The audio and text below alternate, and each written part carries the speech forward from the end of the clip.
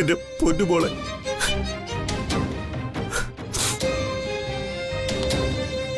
അച്ഛന്റെ പ്രതീക്ഷകളൊക്കെ വെറുതെ ആയിപ്പോയല്ലോ.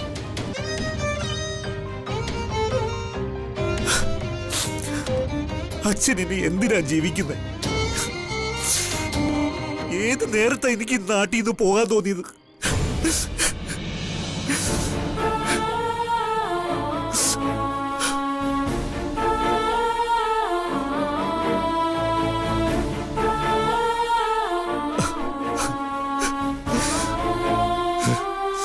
പ്രഭാചന്ദ്രൻ ഇനിയില്ല.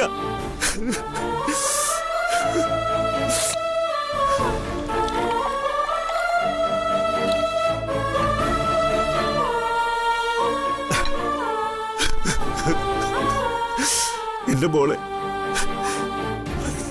അച്ഛന് സഹിക്കാൻ വയ്യ മോളെ.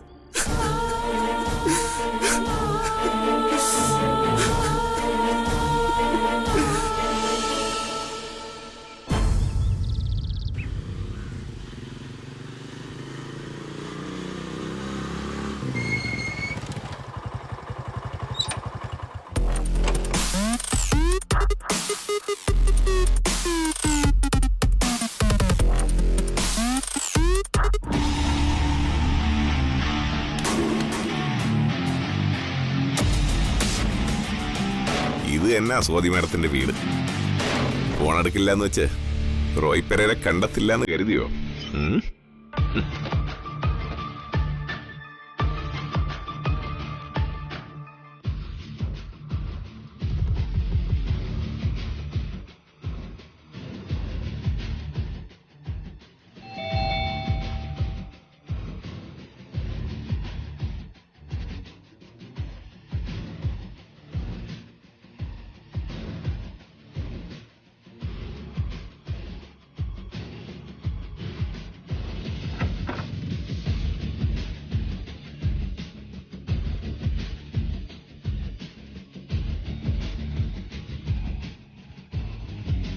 ആരാ?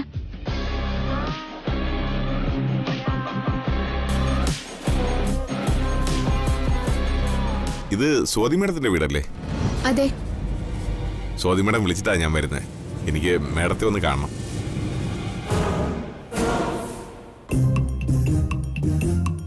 നിങ്ങൾ എന്തിനാ വന്നേ? സംശയിക്കണ്ട, സ്വാതി മാഡം കാണണമെന്ന് പറഞ്ഞിട്ട് എന്നാ ഞാൻ വന്നേ. നിങ്ങളിവിടെ നിന്നാ മതി.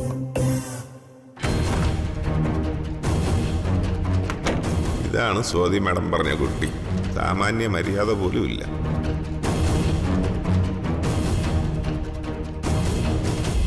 ആരാമോ? ചേച്ചി കാണുന്നു പറഞ്ഞിട്ട് ഒരാള് വന്നിട്ടുണ്ട്. എവിടെ? അവിടെയുണ്ട്.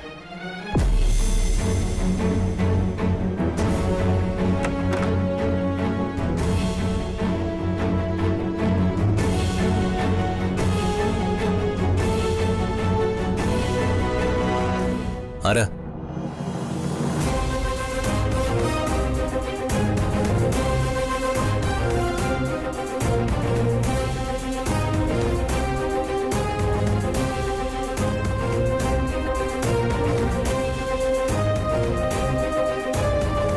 സഞ്ജയ് പണിക്കർ. ഇവനെ കണ്ടുപിടിക്കാനാ സ്വാതി മാഡം എന്റെ സഹായം തേടിയത്. അമ്മു എന്ന ലക്ഷ്മി, അവളും ഈ വീട്ടിലുണ്ട്. ട്വിസ്റ്റ്. മിസ്റ്റർ, നിങ്ങൾ ആരാന്നാ ചോദിച്ചത്? സാർ, എന്റെ പേര് സതീശൻ എന്നാണ്. ഞാനൊരു വെഡിങ് പ്ലാനറാണ്. സ്വാതി മാഡം എന്നെ നേരിട്ട് കാണണമെന്ന് ആവശ്യപ്പെട്ട പ്രകാരമാണ് ഞാൻ വന്നത്. ഇങ്ങനൊരു കാര്യം സ്വാതി ഞങ്ങളോട് പറഞ്ഞില്ലല്ലോ. അന്ന് ഞാൻ വിളിച്ചപ്പോൾ സംസാരിച്ച സ്വാതിയുടെ മുറച്ചെറുക്കനും ഭാവി വരനും ഇവൻ തന്നെ ആയിരിക്കും. അത് പിന്നെ ഒരാഴ്ചയാവും സാർ, ഒരാഴ്ച. അന്ന് ഞാൻ അല്പം ബിസിയായി പോയി. എൻ്റെ തിരക്കൊക്കെ ഞാൻ മാഡത്തോട് പറഞ്ഞതായിരുന്നു. അപ്പോൾ ഫ്രീ ആകുമ്പോൾ വരാനായിട്ട് പറഞ്ഞു. മാഡത്തെ വിളിച്ചപ്പോൾ ഫോണിൽ കിട്ടാതെ വന്നപ്പോഴാ ഈ പ്രഭാചന്ദ്രൻ്റെ മകളാണെന്നും തറവാട്ടിലുണ്ടെന്നും അറിഞ്ഞു വന്നത്.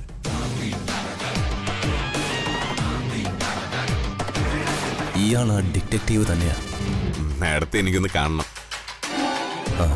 നീ അകത്ത് പോ.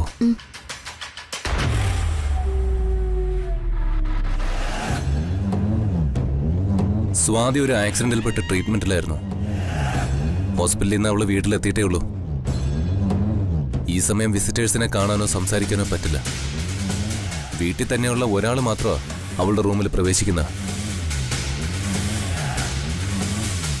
നിങ്ങൾക്കിപ്പോൾ അവളെ കാണാൻ പറ്റില്ല. നിങ്ങൾ പൊയ്ക്കോ.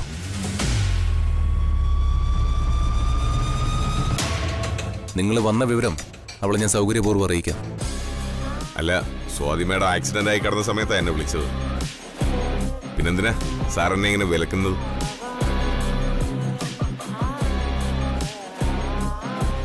അതിനുശേഷം സ്വാതിക്ക് കുറച്ച് ഹെൽത്ത് ഇഷ്യൂസ് ഉണ്ടായി. അല്ല, സാർ എന്തിനാണ് എന്നെ ഒഴിവാക്കാൻ ഇത്ര ധൃതി കാണിക്കുന്നത്? എനിക്കറിയാം സ്വാതിമയുടെ വിശ്രമത്തിലാണെന്ന്. പക്ഷേ എനിക്ക് അവരെ കാണാതെ പോകാനാവില്ല. കാരണം അവരാവശ്യപ്പെട്ട പ്രകാരം ഞാൻ കുറച്ച് പ്രീ പ്ലാൻഡ് വർക്കൊക്കെ ചെയ്തിട്ടുണ്ട്. വെഡിങ് പ്ലാനർ എന്ത് ജോലിയാടോ ഇപ്പൊ ചെയ്തത്? വിവാഹ തീയതി പോലും കുറിച്ചില്ലല്ലോ. ഇയാള് സ്ഥലം വിടാൻ നോക്ക്. വെറുതെ സമയം മെനക്കെടുത്തത്.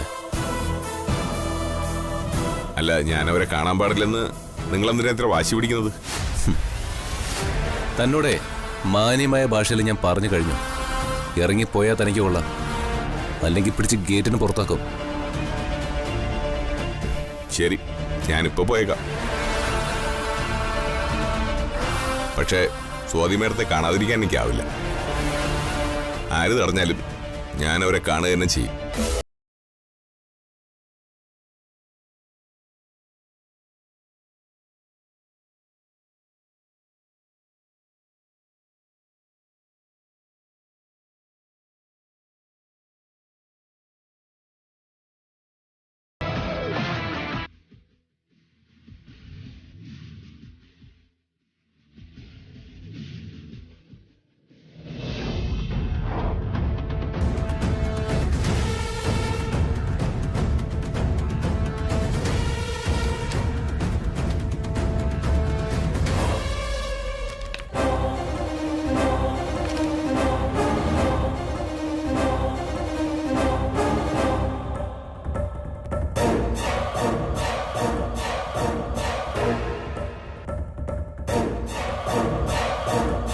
ഇയാൾ അവിടെ ചുറ്റിപ്പറ്റി നിൽക്കുകയാണല്ലോ. കൊള്ളാം. ഡിറ്റക്റ്റീവ് റോയ് പെരേര ഇന്ന് വരെ അന്വേഷിച്ചതിൽ ഇങ്ങനൊരു കേസ് കൈ കിട്ടിയിട്ടില്ല. അപൂർവങ്ങളിൽ അപൂർവം എന്ന് പറയുന്നത് ഇതാ. സ്വാതിയുടെ ഭാവി വരനും മുറച്ചെറുക്കനുമാണ് ലക്ഷ്മിയുടെ ഭർത്താവ്. അവര് രണ്ടുപേരും ഒരു വീട്ടിൽ തന്നെ ഉണ്ട്. സ്വാതിയും ഈ വീട്ടിൽ തന്നെ ഉണ്ട്. എന്നാൽ ലക്ഷ്മിയുടെ ഭർത്താവ് ആരാണെന്ന് സ്വാതിക്ക് അറിയില്ല. തന്റെ ആശ്രയത്തിലുള്ള കുട്ടിയാണ് ലക്ഷ്മി എന്നാണ് സ്വാതി എന്നോട് പറഞ്ഞത്. അവൻ തന്നെ ലക്ഷ്മി ഏതോ വഴിക്ക് സ്വന്തം വീട്ടിലെത്തിച്ചു. കണ്ണടച്ച് പൂച്ച പാല് കുടിക്കുന്നത് പോലെ ഭാര്യയും ഭർത്താവുമായിട്ട് രഹസ്യ ജീവിതം. എന്നിട്ട് മുറപ്പെണ്ണിനെയും കൂടെ കിട്ടാനും പൂതി. ലക്ഷ്മി ഭർത്താവിന്റെ കൂടെ ഉണ്ടെന്ന് നാട്ടുകാർ പറയുന്നത് ശരി തന്നെ. അവരുടെ കണ്ണിൽ അവന് പൊടിയിടാതെ പറ്റില്ലല്ലോ. അവനും ലക്ഷ്മിയും ചേർന്നാണോ സ്വാതിക്ക് പണി കൊടുത്തത് എന്ന വഴിക്കാണ് ഇനി എന്റെ അന്വേഷണം എത്തേണ്ടത്.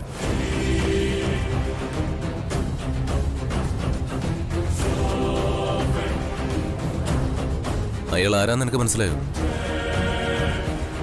നിന്റെ ഭർത്താവിനെ കണ്ടുപിടിക്കാൻ സ്വാതി നിയോഗിച്ച പ്രൈവറ്റ് ഡിറ്റക്റ്റീവ് റോയ് പെരേര.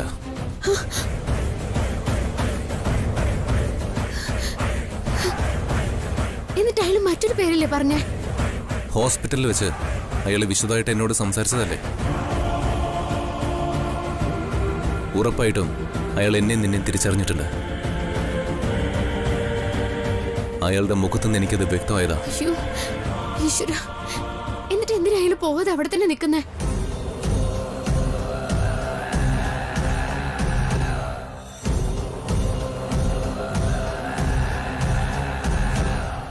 അയാൾ സ്വാതിയെ വിളിക്കാൻ നോക്കുന്ന. നമ്മളിനി എന്ത് ചെയ്യും? അയാളുടെ നമ്പർ സ്വാതിയുടെ ഫോണിൽ ഞാൻ ബ്ലോക്ക് ചെയ്തിരിക്കുക. നീ സ്വാതിയുടെ അടുത്തേക്ക് ചെല്ല്. അയാൾ മറ്റൊരു നമ്പറിൽ നിന്ന് വിളിക്കാൻ സാധ്യതയുണ്ട്.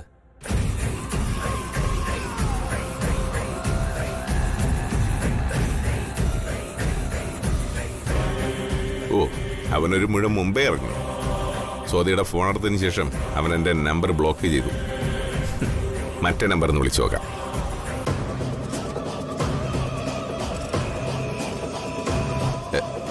റിങ് ചെയ്യുന്നുണ്ട്.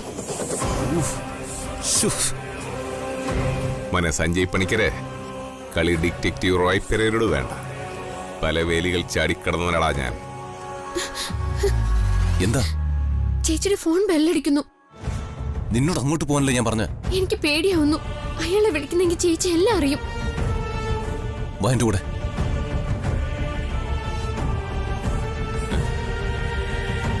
റിങ് ചെയ്ത് നല്ലത് ഫോൺ അറ്റൻഡ് ചെയ്യുന്നില്ലല്ലോ. ഒന്നുകൂടെ വിളിക്കാം. ഇപ്പോഴും റിങ് ചെയ്യുന്നുണ്ട്.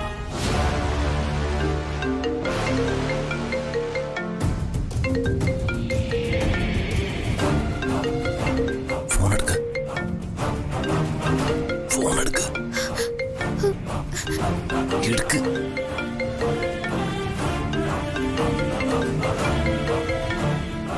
ലക്ഷ്മി എടുക്ക്.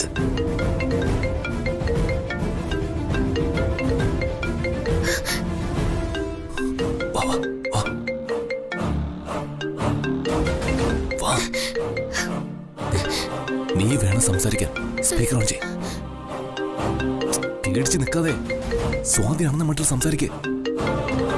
ഇപ്പൊ സംസാരിക്കാൻ പറ്റിയ മാനസികാവസ്ഥയല്ലെന്ന് പറ. ആരെങ്കിലും വരുന്നതിന് മുമ്പ് ഒന്ന് വേഗം ആവട്ടെ. ഹലോ ഹലോ, സ്വാതി മാഡം അല്ലേ? അതെ, ആരാ? മാഡം ഞാൻ റോയ് പെരേര, ഡിറ്റക്റ്റീവാ.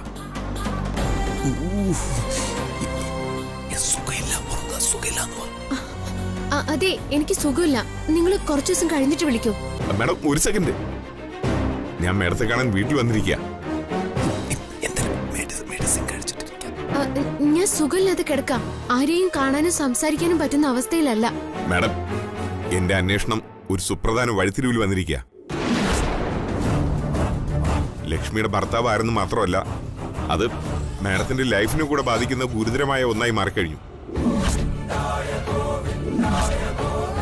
എന്നെ ഒന്ന് കാണാൻ മാഡം അനുവദിക്കണം, അല്ലെങ്കിൽ മാഡത്തിന്റെ ജീവനെ എന്നത് ഭീഷണിയാവും. ഞാൻ പറയുന്നത് ദയവായി മാഡം ഒന്ന് കേൾക്കൂ.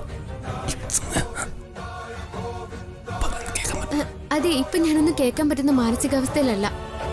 ഇനി അന്വേഷണമൊക്കെ ഞാൻ സുഖമായിട്ട് മതി. ദയവായി എന്നെ വിളിക്കല്ലേ. ഹലോ ഹലോ, കട്ട് ചെയ്തു.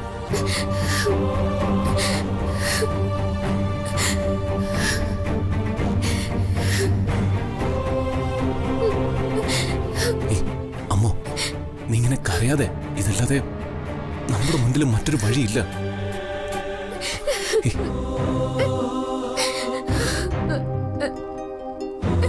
കരയല്ലേ അമ്മോ.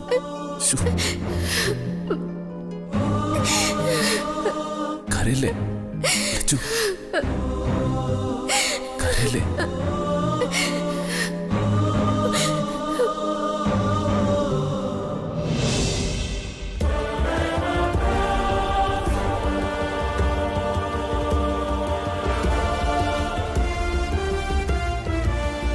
വെൽ പ്ലാൻഡ് ആയിട്ടുള്ള നീക്കങ്ങളാണ് അവിടെ നടക്കുന്നത്.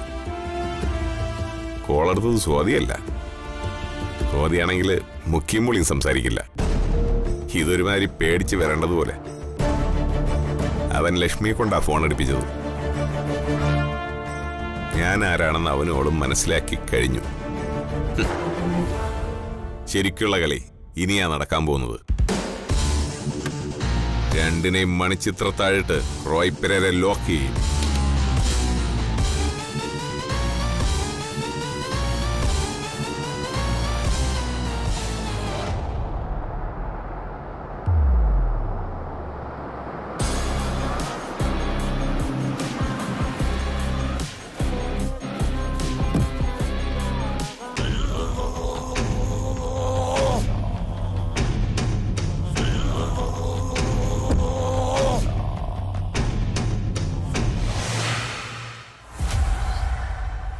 നിങ്ങളാരാ?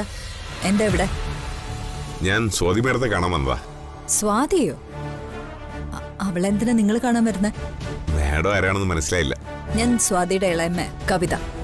മാഡം, ഞാൻ റോയ് പെരേര. സ്വാതി മേഡം ചില കാര്യങ്ങൾ അന്വേഷിച്ചറിയാൻ എന്നെ ഏർപ്പാടാക്കിയിരുന്നു. സ്വാതി മേഡത്തെ കോണ്ടാക്ട് ചെയ്യാൻ കുറെ പ്രാവശ്യം ട്രൈ ചെയ്തു, പക്ഷെ ഫോണിൽ കിട്ടുന്നില്ല. അതുകൊണ്ട് നേരിട്ട് കാണാമെന്ന് കരുതി വന്നതാ. എന്നിട്ട് നിങ്ങൾ അവളെ കണ്ടോ? കാണാൻ അനുവദിച്ചില്ല. അത് പിന്നെ അവൾക്ക് കുറച്ച് ഹെൽത്ത് ഇഷ്യൂസ് ഉണ്ട്. ട്രീറ്റ്മെന്റ് കഴിഞ്ഞ് വീട്ടിലെത്തിയതേ ഉള്ളൂ. ഇത് തന്നെ എന്നോടും പറഞ്ഞേ. കോൾ അറ്റൻഡ് ചെയ്യാനൊന്നും പറ്റില്ല മാഡം. അതവിടെ നിൽക്കട്ടെ. അവള് നിങ്ങളെ ഏൽപ്പിച്ച ജോലി എന്താ? സോറി മാഡം, ഞാനൊരു പ്രൈവറ്റ് ഡിറ്റക്റ്റീവ് ആണ്. ഓ, കേസ് സംബന്ധമായ വിവരങ്ങൾ കൈമാറാൻ എനിക്ക് ബുദ്ധിമുട്ടുണ്ട്.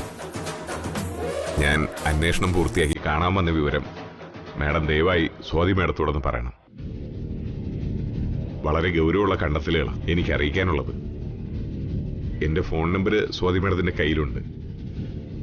എന്നെ ഒന്ന് വിളിക്കാൻ പറയണം. ഇതിപ്പോ എന്റെ ആവശ്യമല്ല, സ്വാതി മാഡത്തിന്റെ നല്ലതിന് വേണ്ടിയിട്ടാ. എന്നാ ശരി മാഡം.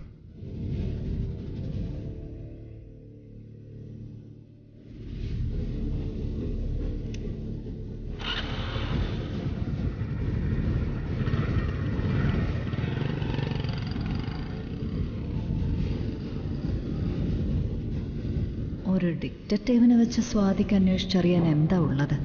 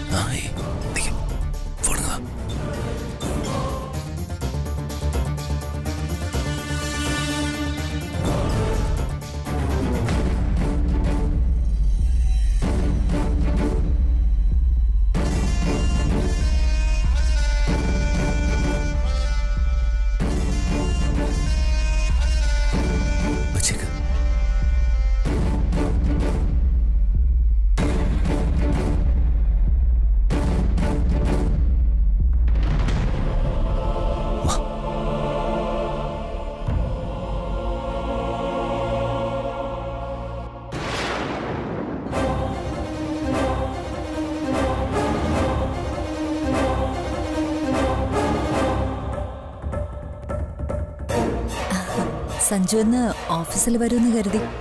മനസ്സിപ്പോഴും ഫ്രീ ആയിട്ടില്ല അപ്പച്ചി. ആ,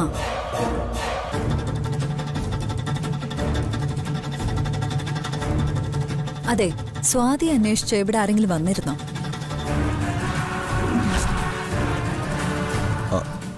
ആ വെഡിങ് പ്ലാനർ എന്ന് പറഞ്ഞ ഒരാൾ വന്നു. വെഡിങ് പ്ലാനറോ? അങ്ങനെയാ പറഞ്ഞത്. സ്വാതി അയാളെ വിളിച്ചിരുന്നത്രേ. ആ, ഞാൻ അയാളെ തിരിച്ചയച്ചു. എങ്ങനെ വിശ്വസിക്കാനാ? അതല്ലേ അനുഭവം. അയാള് പേരെന്തെങ്കിലും പറഞ്ഞോ?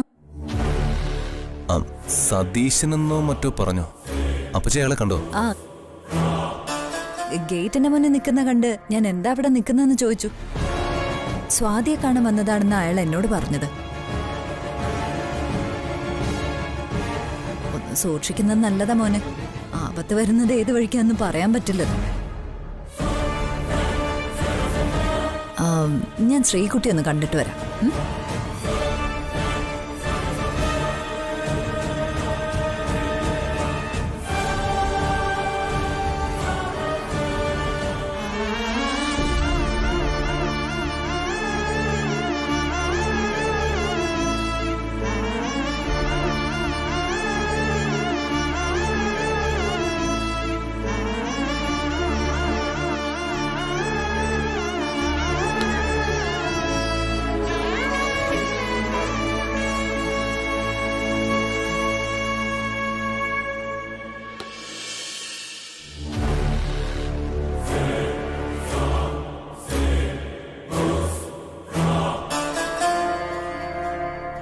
സഞ്ജു അമ്മു ഇറങ്ങിപ്പോകുമ്പോ സ്വാതി ഉറക്കത്തിലായിരുന്നു.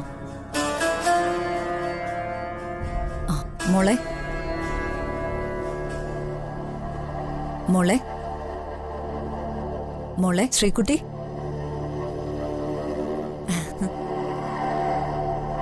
മോള് ഉറങ്ങുകയായിരുന്നോ? എന്നൊന്ന് എഴുന്നേൽപ്പിക്കോ? പതുക്കെ.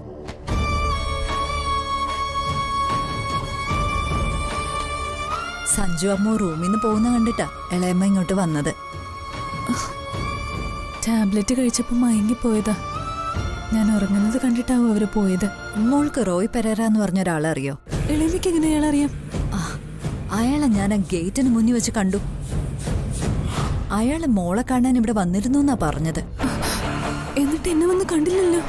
ആഹാ, നിനക്ക് സുഖമില്ലെന്ന് പറഞ്ഞ് സഞ്ജു അയാളെ മടക്കി അയച്ചു.